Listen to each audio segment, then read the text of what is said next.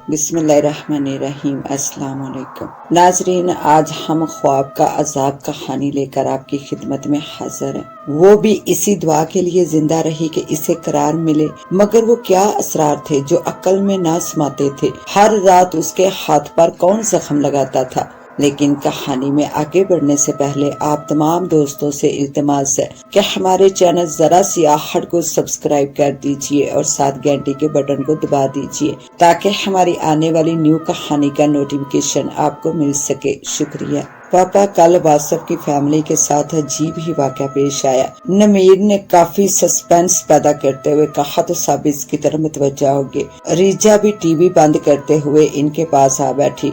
नमीर कह रहा था शहर से बाहर नॉर्था साइड की तरफ जो हल्का फुल्का सा जंगल है, उन्होंने वहाँ पिकनिक का प्रोग्राम बनाया। वो सब सुबह ही सुबह वहाँ पहुँच गए। एक जगह जो कि काफी साफ सुथरी और सर सब्ज दरख्तों से घिरी हुई थी, मुंतखब करके अपना सामान वहाँ पर रखा। सब लड़के नहाने दरिया पर और खवातीन चहलकदमी के लिए चली गई। कुछ देर बाद जब खवातीन वापस आई तो क्या देखती हैं कि दस्तरख्वान बिछा हुआ है, सब बर्तन सेट रखे हैं, मगर फल, रोस्ट और दीगर खाने पीने की चीजें खाई जा चुकी हैं। फलों के छिलके, हड्डियां, चावल, जूस के डब्बे सब खाली होकर एक तरफ पड़े हुए हैं। खवातीन फौरन इस नतीजे पर पहुंच गई कि ये लड़कों की शरारत है। लिहाजा जब लड़के नहाकर आए तो इनसे पूछा गया। उन्होंने कसमें खाकर यकीन दिलाया कि उन्होंने ऐसा कुछ नहीं किया। आखिर वो सब ये सोचने पर मजबूर हो गए कि फिर ये किसने किया है। किसी जानवर से इस सलीके की तवक्को नहीं की जा सकती कि जूस के डब्बे खोलकर और अस्ट्रा लगाकर पिए। वासफ के पापा ने सबसे घर चलने को कहा और सामान समेट ही रहे थे कि वासफ को एक शरारत सूझी।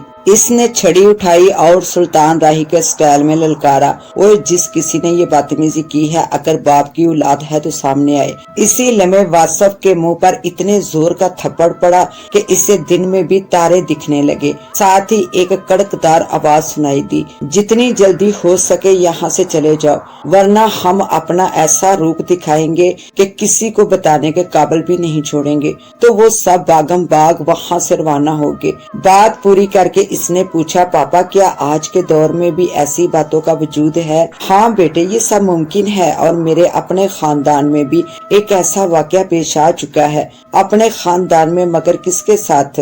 रिजा ने भरपूर दिलचस्पी से पूछा। तुम कंप्यूटर वर्क करने वाले लोग ऐसी बातों को महज एक वहम समझते हैं। इस जिक्र को छोड़ो, कोई और बात करते हैं। नहीं पापा, प्लीज बताइए ना, रिजा और नमीर ने एक साथ कहा तो उन्होंने एक गहरा सांस लेते हुए कहानी शुरू की। मेरे वालिद मुख्तरिम बताया करते थे कि मेरे दादा जान तजारत करते थे। 1935 में जब शुमाली सरहदी सूबे में शदीद कीता पड़ा तो वो गंदम लेकर इन इलाकों की तरफ रवाना हुए। वापसी पर इनके पास काफी रकम थी, लेकिन गंदम नहायती कम के इनका गुजारा भी मुश्किल से हो पाता।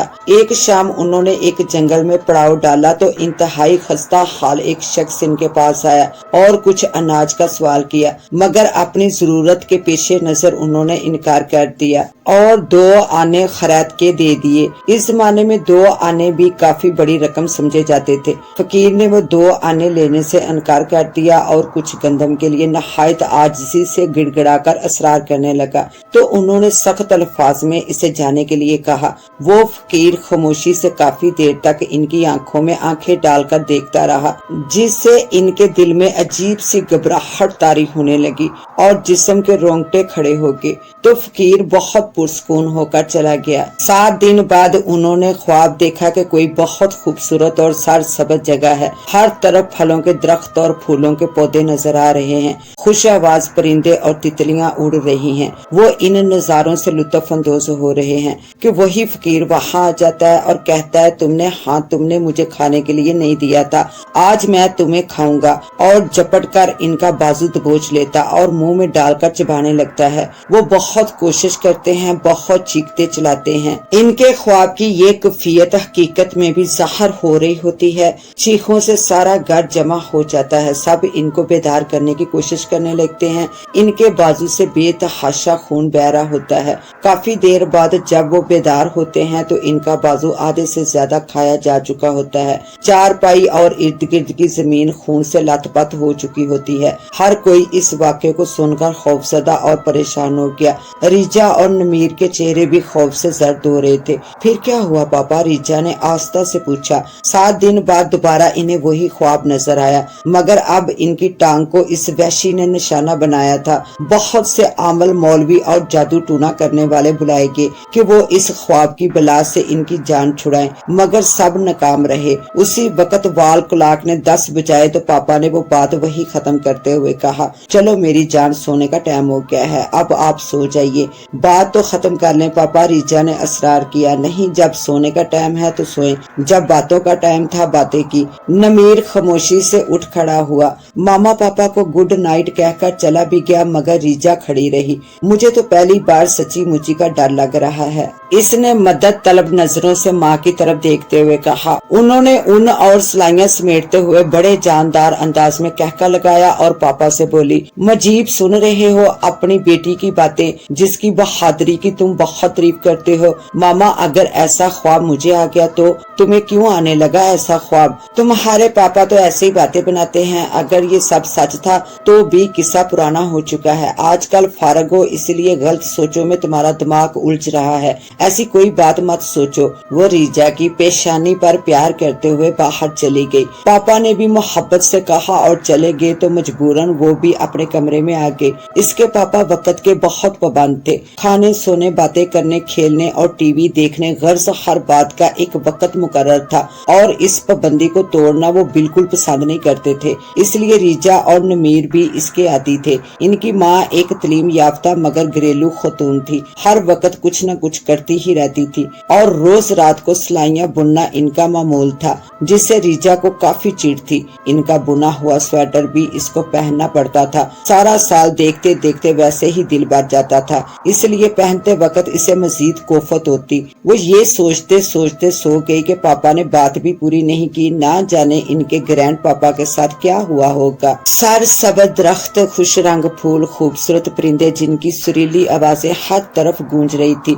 दिल और आंखों को सुरूर बख्शने वाली हरियाली और ठंडक हर तरफ फैली हुई थी। रिजा के लिए ये जगह और इसकी खूबसूरती बहुत खुशी का बायस थी। वो खुश खुश घूमती फिर रही थी। परिंदे इसके बहुत करीब उड़ रहे थे। वो कोशिश करके तितलियों को पकड़ना चाहती तो वो अपने हसीन रंग इसके हाथों पर छोड़कर उड़ जाती। वो थक कर एक दरख्त के साए में खड़ी हो गई। बहुत अजीब और खूबसूरत दरख्त था, बड़े बड़े सुर्ख और सब्ज रंग के पत्तों वाला। इसने इश्तियाक से इसके तने पर हाथ फेरा। हथेली की पुश्त पर एक कील बेदर्दी से चुभ गया।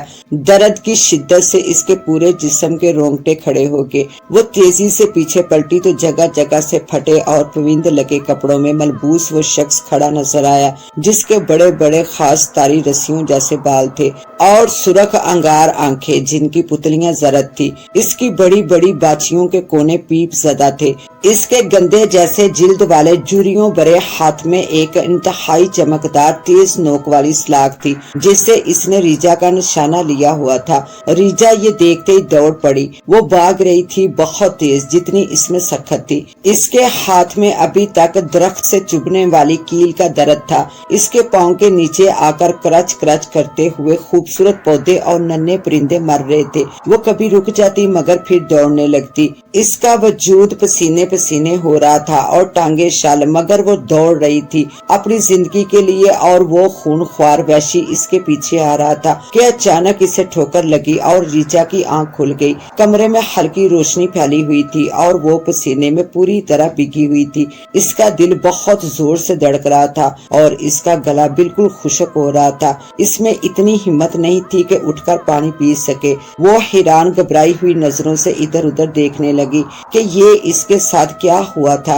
इसे तन्हाई का शदीद एहसास होने लगा और हर तरफ फैला मौत का सन्नाटा इसे मजीद खौफसदा कर रहा था। इसने घड़ी की तरफ देखा, पूरे 3 बज रहे थे। ये तो सिर्फ एक ख्वाब था, डरने की क्या जरूरत है। इसने अपने आप को तसल्ली दी, मैं एक बाशऊर तालीम याफ्ता लड़की हूँ। अगर मैं भी ऐसी बातों से खौफसदा होने लगूं तो कितनी बुरी बात है। वो आराम से उठी, जग से गिलास में पानी अंडेला और इसे पीने ही वाली थी تھی کہ ہتھیلی کی پشت پر کیل چبھنے کے واضح سرخ نشان پر نظر پڑی۔ گلاس اس کے ہاتھ سے چھوٹتے چھوٹتے بچا۔ اس نے لائٹ آن کر کے غور سے دوبارہ دیکھا، وہ کیل چبھنے کا ہی نشان تھا۔ ایک بار پھر خوف نے اسے گھیر لیا اور اس کی سانسیں یکدم تیز ہو گئی۔ او خدا، یہ کیا ہے؟ صبح ناشتے پر اس کا جی چاہ رہا تھا کہ وہ پاپا سے اس سلسلے میں بات کرے، مگر اس کی ہتھیلی کی پشت پر وہ نشان اب بالکل غائب ہو چکا تھا۔ رات کو پاپا نے جو واقعہ سنایا تھا، شاید وہ سمجھی کہ میں نے اس کو اپنے ذہن پر سوار کر لیا ہے، اس لیے یہ خواب نظر آیا۔ یہ سوچ کر وہ خاموش رہی اور کسی سے بھی ذکر نہ کیا۔ دن کا کچھ وقت اس نے بازار میں گھومتے گزارا اور باقی وقت اس نے پینٹنگ کرنے میں گزار دیا۔ ریجا کو مصوری کا بہت شوق تھا، مگر اس کی ماما کو یہ بات پسند نہ تھی، اس لیے جب وہ اپنی تعلیم مصروفیات سے فراغت پاتی، تیرے میرے اسکیچ بنا کر اپنے آپ کو خوش کر لیا کرتی تھی۔ اس کی ماں شوقیہ پینٹنگ کے خلاف نہ تھی، صرف پروفیشن بنانے کے خلاف تھی۔ رات کو اسے پھر وہی خواب آیا، سب کچھ ویسا ہی تھا شروع سے آخر تک۔ آج بھی 3 بجے ہی اس کی آنکھ کھلی تھی۔ اس نے فوراً اپنی ہتھیلی کی پشت کی طرف دیکھا، کیل چبھنے کا نشان موجود تھا۔ ریجا نے کانپتے ہاتھ سے اسے تھوڑا سا مسلا، وہ تو انتہائی معمولی نوعیت کے کیل چبھنے کا نشان تھا، جبکہ خواب میں تو ایسے درد محسوس ہو رہا تھا جیسے کیل اس کے ہاتھ میں ٹھونک دی گئی ہو۔ آخر یہ کیا راز ہے؟ اگر یہ صرف خواب ہے تو پھر یہ نشان کیوں ہاتھ پر آ جاتا ہے؟ نامعلوم میرے ساتھ کیا ہونے والا ہے؟